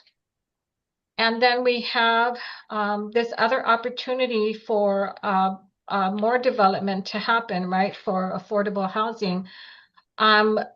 A consideration that I'm thinking we should make, or the board should make, is possibly that the project to Summer Vista, and not because, it's only because I'm thinking, okay, we have one development already happening, and perhaps we should consider that, do we want to have, two developments happening with just one party? I don't know if that is a consideration we need to make. Is it a viable thing to think about? May not be stretching them. I'm just throwing that out there. Not That really. is a consideration the board can make. It's not was an evaluation factor, but certainly the board could consider overall risk distribution. Yep. Maybe, to put it simply, not put all their eggs in one basket, but that would be up to the board. So do we just vote amongst each other and then say that we award it to, how do we do this? Procedurally, you could, just discuss and say, get a consensus, and then there's a disagreement, you can figure out how to address it from there. Procedurally speaking, excuse me, I'm sorry, do we stay online, or we call for recess, or do we have to stay on? You have to stay on Gotcha. discussion. Discussions are public. Gotcha, okay. This question, Flores Rosa, wasn't that a different developer? Yes. Flores Rosa, I think, was the name of the project. Was it still the same developer? Flores Rosa is it, the projects come to us, under an LLC created for the project. But there is at the, in the support of that activity and entity, they are tied to a developer. In this case, the two developers, one is Pacific Federal Management, right. the other is Right. Cortec Development. So it's a different developer totally from Summer Vista. Well, Summer Vista is I don't know what the right legal word is, Yeah. but there is a Cortec Right. link to them. They are, you see the names of the participants. Okay, Yeah. so that clarifies. Thank you. Specifications. I think it's going to be a little bit more Absolutely. It's favorable for favorable. the Absolutely. Right. Commissioner Oh, yeah. Gomez, Yeah, me too. Yeah. are we leaning Which on one are the you leaning the to? same one? Yeah, I would say I'd go along with it. I mean, just looking at project details for And I four pressed our bedroom panel too. story and 12 units. The second. Yes, absolutely. Okay, are we in consensus? We reach consensus? Perfect, okay. All right, with that being said, we will go ahead and get a motion, whoever does the motion, just go ahead and say the developer's name. Sorry if I may, if you look on page 14, if you're gonna call the motion for the allocation, I would use those three under the following applicants and developers. So if you're gonna select project 1, read all three. If you're gonna read project 2, then read that, Okay, got it. Yeah. Thank you, Dee, for clarity. just to make it clear And consistent. and the amount, of course, whatever the amount of credits to be awarded or allocated. And the amount that we're looking at is 5. It would depend on the project. Yeah. So whatever they requested for would be the amount, so based on the selection. So then you would have to go to the page 15. Page 15. Yeah, page 15. Okay. Got it. So is that's on the top right-hand side, just circle the amount, please. Yeah. Actually, page 15, which shows both projects, the amounts are there, right under the developers' names. Correct.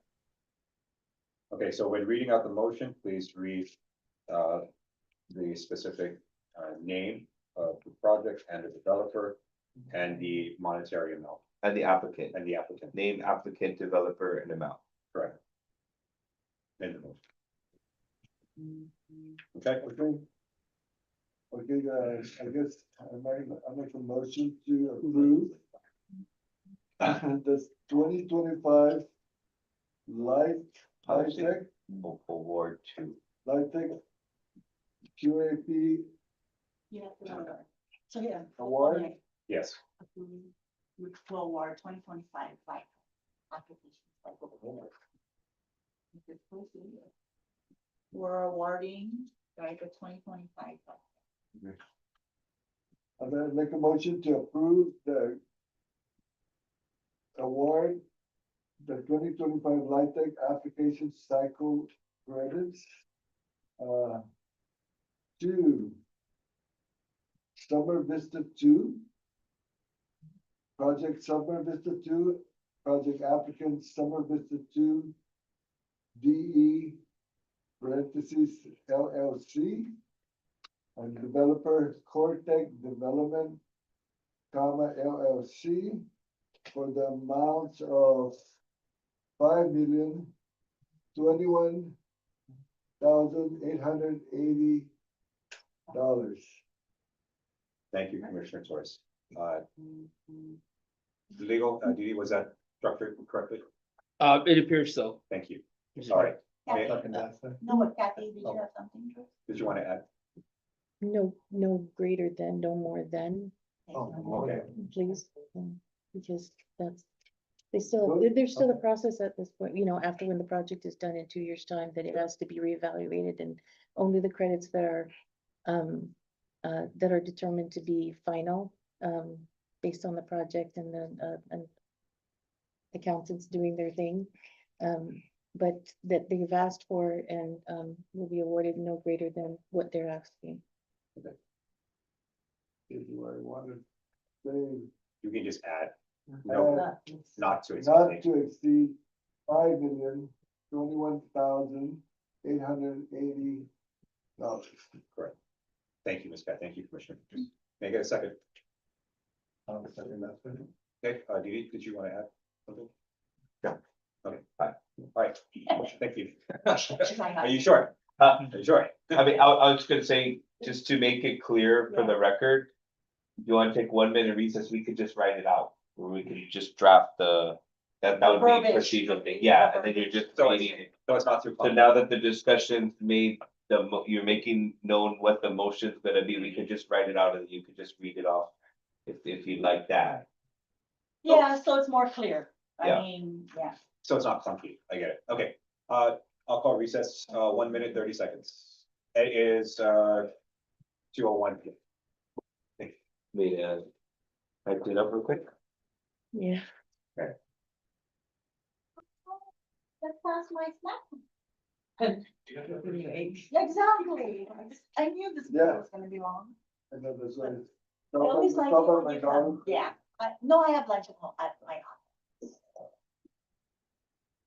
So is it should read 5,021,880,000, Yeah, see this, yeah, 21. 5,021,880,000. 21,880. 21,000, no, this is 5,021,880. They never had that much. we're not back. I know, right? Don't worry, me also. I have not had that much. For some people, that's not their house. Yeah.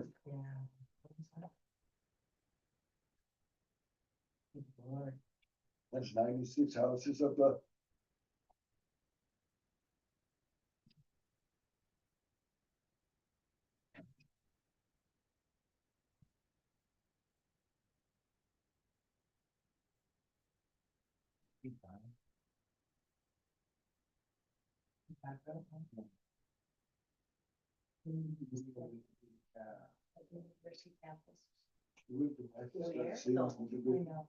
Where there's no property that, No, there's no airware. there's lands coming back, you know, like you with the hospitals have.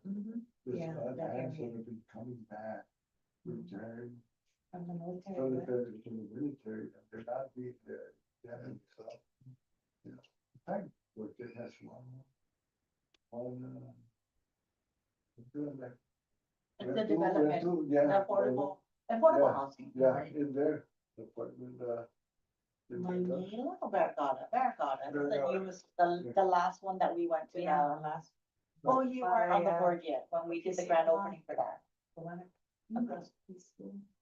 right. That's nice. Works way there. Yeah. So it's nice. You're not in the antenna field. Yeah. I don't think that will be a good area. It'd be nice to start seeing more, Nice. you know, or say those very God, Yeah. like that, more development in that area. I think it's just finding the property, right, because you want to. I think the last time when we were discussing this also, one of the things that, and I think the chairman has brought this up, is to really consider, right, like. The value where, how many units they're bringing up to see if it's feasible, right? So that way we can really make the determination, because I think that was our challenge with the last one. I don't thank you again for saying. Oh, because you, Trying to nominate people, you know? I'm trying to say, do you want to take over? how long have This is my 6th year, you? yeah. Yeah, What is- already, You're hitting yours. already over, November. But it's not bad, This I mean, I one's like so it, I like it, Oh my gosh.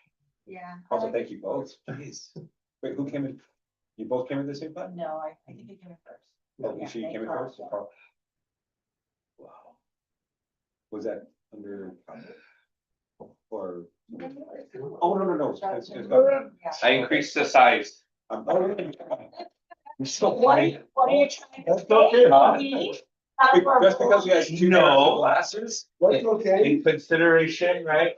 Well, We are thank you, fair thank housing you. coordinators here, Thank you, thank you. so granting the reasonable accommodation. We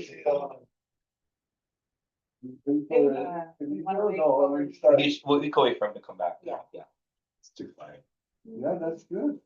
That's when you have big, fun, right? I'm like this and that. What are you talking Hey. Oh, about? I know. Yeah, that's You just know, 18. my I problem figured is if I I did have- like 20, that would be insulting.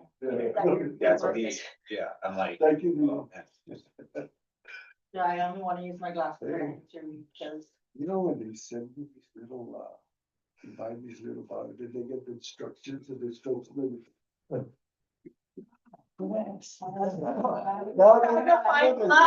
Is it, is both right? I use the Zoom You on wanna my know what the phone. irony is? You wanna know what the irony is? Right, you would get this, is as men, right, when in our youth, we never read the instructions. Oh, yeah. But now that we've gained the wisdom, we can no longer see it. Like, what is this? Now I'm on YouTube. How do you do this? Yeah. Or I go to chat, talk to me, explain it to me. These are extra pieces, they're extra, the screws, they're extra. I remember when Kmart was at its prime, we're buying furniture and stuff like that. I'm like, Mom, like, can you put this together? And just like, the instructions and just, I totally need the instructions. So calm. Are you not, if they give you the QR code or something and you have to scan it and, Yeah, you know, the times are changing. Yeah. but at least that, Take you me back can to just make it larger, Take me back to Sterling. And Sterling and Gibson's and Swiss. Take me back. Sterling, but I remember Gibson. Yeah. Where's Sterling? The mall. The mall. Oh. It was Liberty House, so it's Sterling and And then Liberty House, and Liberty House. I was Yeah. still young. I remember Liberty House, I don't remember. This generation does not believe that I keep telling them there's a pizza Hut right next to the mall. They're like, no. I'm like, I got into a car accident. They're always talking about. Really trying to think where that pizza is. What? No way. So you know where the pickup at Women's Macy's is located? Yeah. Your curbside pickup. So right adjacent was the Pizza Hut. Was? Yes. Okay, all right, maybe I was. They tore it all down. Okay. Yeah. I'm saying there's now like, no, I don't. Because that extension of the mall where Men's Macy's at wasn't there. Oh, that's right. Okay, It wasn't there. I'm hungry, guys. okay. Yeah. We're ready? I thought we're going till 4. I haven't seen it, so I don't. Oh, I'm sorry. It's right there. Can you? Oh, you need to use that.